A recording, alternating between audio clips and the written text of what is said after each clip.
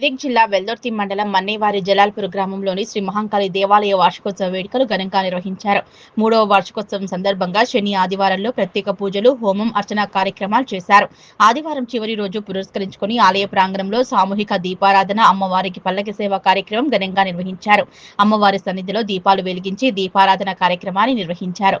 భక్తి గీతాలు, భజన కీర్తనలతో అమ్మవారి పల్లకి సేవ భక్తి శ్రద్ధలతో ఘనంగా నిర్వహించారు. ఈ సందర్భంగా 2 రోజుల పాటు అష్టోత్తర శతకుండాత్మక మహంకాళి ప్రతిష్ట వార్షిక యజ్ఞాలు నిర్వహించగా విశేష మహాకాళి హోమాలు, గణపతి పూజ, అగ్ని ప్రతిష్ట, మంగళఘోష, గోపూజ, రుద్రాభిషేకం, 51 శక్తిపీఠ దేవతల హోమాలు భక్తులను ఆకట్టుకున్నాయి.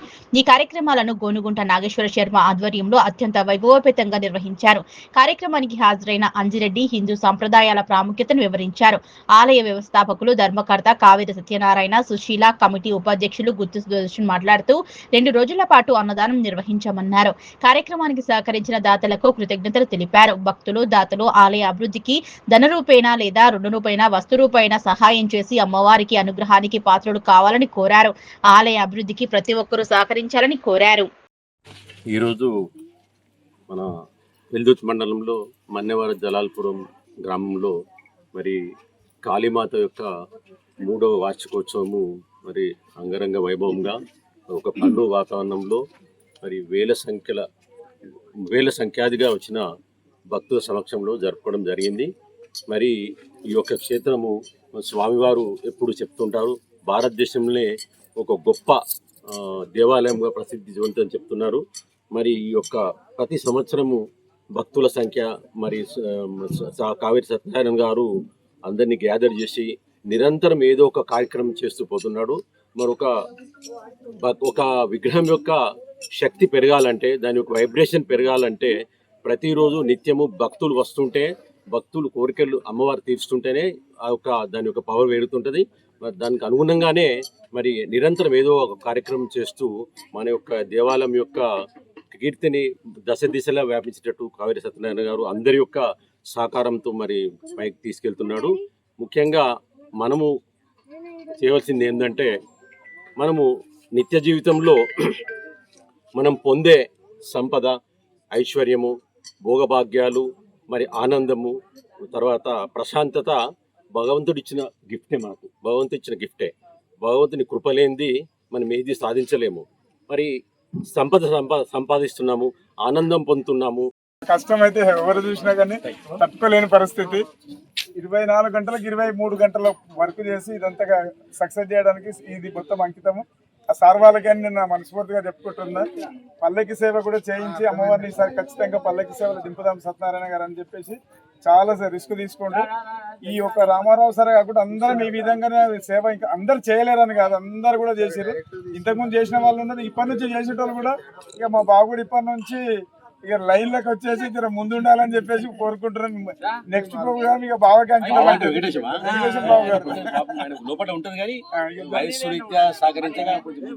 అందరినీ గౌరవించుకొని కార్యక్రమాలు మనము ప్రతిసారి మనమే ఆదర్శంగా మంచి కార్యక్రమాలు చేస్తున్నారు. ఇప్పుడు మన మండల స్థాయిగా, మన జిల్లా స్థాయి కూడా జలాల్పూర్ కాడ ఏ ప్రోగ్రామ్ చేసినా సక్సెస్ అవుతుందని మనం అందరూ ఆశీర్వదిస్తారు. ఇదే అడుగుజాడల్లో, గురువుగారు అడుగుజాడల్లో మంచిగా ఏ ప్రోగ్రామ్ చేసినా కొంతమందికి శ్రీమాతరే నమః. మన్నేవారి జలాల్పూర్ గ్రామంలో వేంచేసి ఉన్నటువంటి శ్రీ శ్రీ శ్రీ మహాకాళి అమ్మవారి దివ్య దేవాలయంలో నిన్న ఈరోజు అంటే 4-5 తేదీలలో శని ఆదివారములలో అమ్మవారికి విశేషమైనటువంటి హోమ, పూజా, సేవ కైంకర్యాలు నిర్వహించడం జరిగింది. ఎంతో మంది భక్తులు వేలాదిగా తరలి వచ్చి అమ్మవారిని దర్శనం చేసుకుని హోమం పీటల మీద కూర్చొని అమ్మవారి యొక్క ఏక పంచాశత్ శక్తిపీఠ దేవతా హోమము, ప్రత్యంగిర హోమము మొదలైనటువంటి విశేషమైనటువంటి హోమాల్లో 50 మంది భక్తాదులందరూ పాల్గొని తీర్థ ప్రసాదములు గ్రహించి అన్న ప్రసాదం నారాయణ సేవా కార్యక్రమం పూర్తి చేయడం జరిగింది. కార్యక్రమంలో కొసమెరుపుగా అమ్మవారికి ఈరోజు సాయంత్రం దీపాలంకరణ సేవ చేయటం, దీపాలంకరణ సేవతో పాటే అమ్మవారికి పల్లకీ సేవ కార్యక్రమం నిర్వహించడం, ఎంతో మంది భక్తులందరూ కూడా వచ్చి అమ్మవారి దేవాలయ నిర్మాణానికి సహకరించవలసినదిగా ఎంతో మందిని కోరుకొని అందరూ కూడా దేవాలయ నిర్మాణానికి సహకరిస్తామని మాట ఇవ్వడం, తర్వాత దేవాలయ అభివృద్ధికి దేవాలయ కమిటీ వారు అందరూ కూడా ఒక దగ్గర కూర్చొని భవిష్యత్తు కార్యాచరణ పట్ల ఏ పనులు చేస్తూ ముందుకు వెళ్ళాలనేటటువంటి అంశాల మీద చర్చించి కార్యక్రమం దిగ్విజయంగా పూర్తి చేయడం జరిగింది. ఈనాటి 3 రోజుల మహాయజ్ఞంలో అమ్మవారి చాలా, నేను మధ్యాహ్నం కూడా అన్నాను, ఇక్కడ ప్రజలు చాలా గొప్పవాళ్ళు అనుకోవాలి. భక్తిశాలలో వాస్తవంగా సత్యనారాయణ గారికి అమ్మవారు ఏ రూపంలో వచ్చిందో నాకు తెలియదు, కానీ ఇక్కడ చూపించే మరి అయ్యగారు వేసినటువంటి ప్రతిష్టా మంత్రములో చాలా గొప్పగా అనిపిస్తుంది. నాకు ఇక్కడికి వచ్చినప్పుడల్లా చాలా వైబ్రేషన్ ఉంటుంది. నాకు పోయిన కూడా చాలా వైబ్రేషన్ ఉంటుంది. ఏం చేయాలంటే మధ్యాహ్నం కూడా కూర్చుంటే ఈ ఎండకి ప్రజలంటే సేటు గారిని పిలిచి, సార్ని పిలిచి, నాకు ఇక్కడ సారు అర్జెంటుగా ఒక పొంగల్ షెడ్డు 120 అడుగులతోని 50 అడుగుల ఎడల్పు పొంగల్ షెడ్ వేయించాలి, ఎర్రవారం టెంపుల్లో వేయించాము, ఆ టైప్గా వేస్తే కొంచెం ప్రజలు ఇబ్బంది పడరు, అయ్యగారులు వచ్చినా కానీ, స్టోర్ రూమ్ వచ్చినా కానీ, ఏదైనా గాలి దుమ్ము వర్షం వచ్చినా కానీ, రేపు పొద్దునే ఈ దేవాలయం నిర్మాణానికి శిలలు అక్కడి నుంచి వస్తే వాళ్ళు వచ్చి ఉండటానికి కూడా ఏర్పాటు అవుతుంది. మరి ఇది పెద్ద భారీ మొత్తంలో కూడా అక్కడ తయారై గుడి మొత్తం అక్కడ తయారై రావాలనేది ఒక సంకల్పం ఉంది.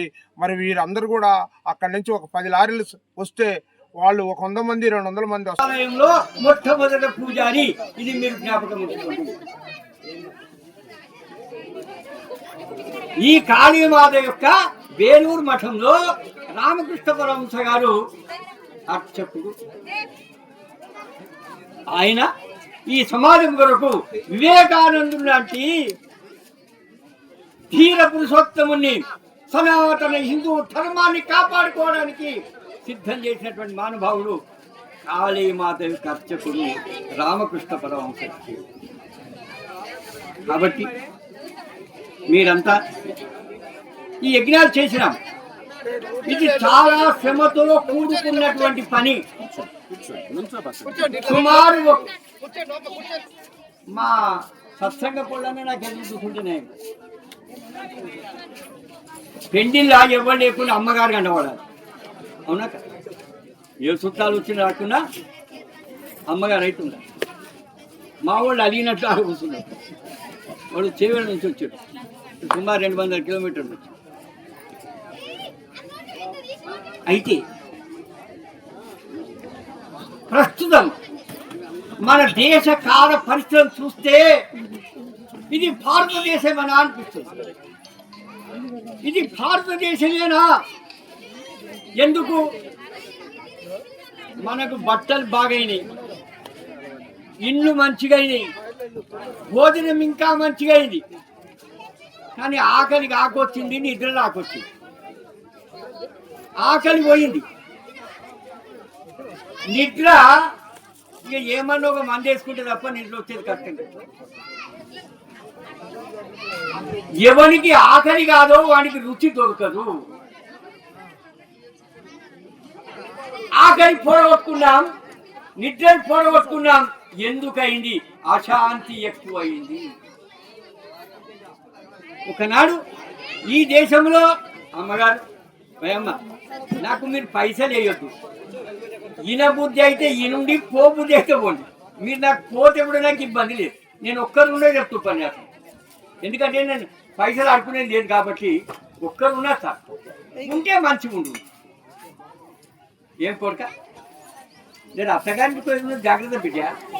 ఏమనిపిస్తుంది అంటే పకీరాయా, దేవారికాయా, పానీ పియా చేయగా, ఎవరో డబ్బులు ఇచ్చినారు, ఎవరో శ్రమ చేసినారు, ఈ కార్యం అంతా అయింది. మనం 2 దినాలు కూర్చున్నాం. 19 తూర్పు గోదావరికి వెళ్ళి వచ్చిండు.